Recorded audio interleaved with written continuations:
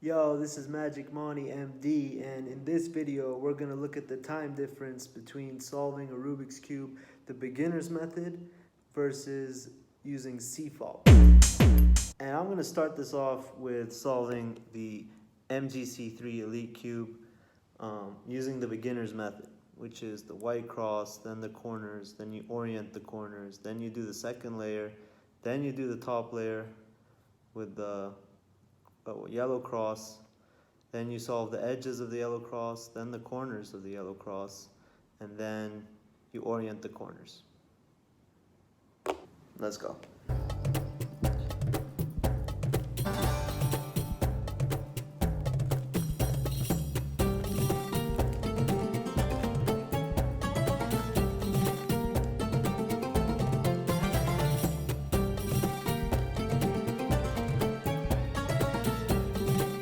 Alright, so I got my white cross. Now I gotta put the corners in the right position. Got one there.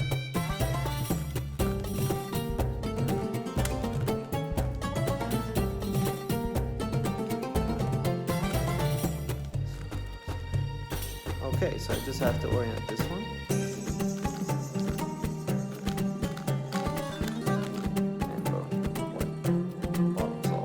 Second layer using one algorithm.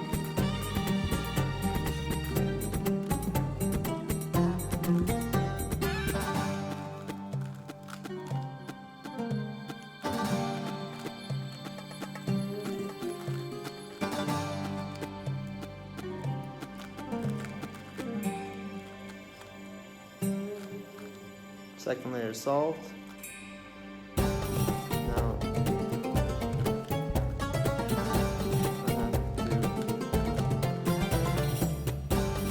Yellow cross, solve the edges,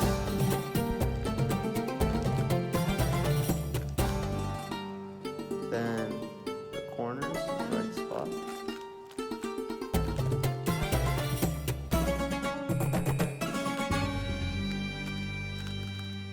and we're done. We don't even have to orient the corners.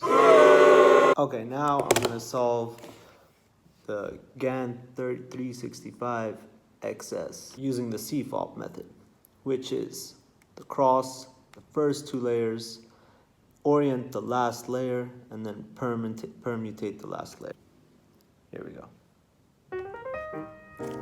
Start with the white cross on the bottom. And usually it works that way.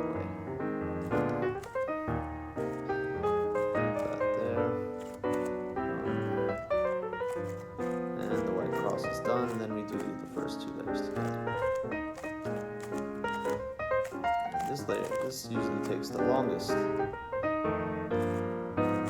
practice, you get faster.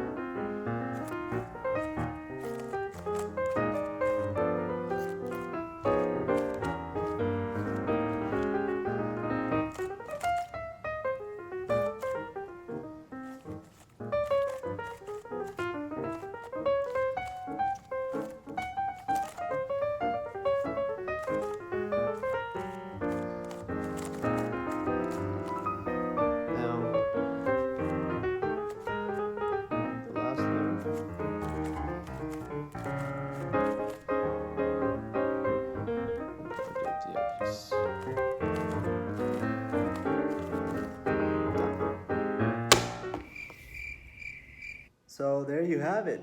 Using the CFOP method is at least 30 seconds faster than the beginner's method.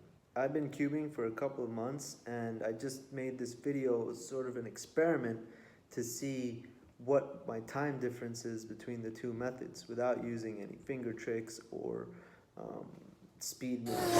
I used a two-look, OLL and PLL, which means two sets of algorithms instead of one to solve the OLL, and the same for PLL. So I cut down from 150 to about 110. And that's a big improvement with the CFOP method. Now keep in mind, once I learn finger tricks and muscle memory, I will cut another maybe 30 seconds or so. So using the CFOP method, the two-look, OLL, PLL, will significantly improve your time average. Hope you enjoyed this video.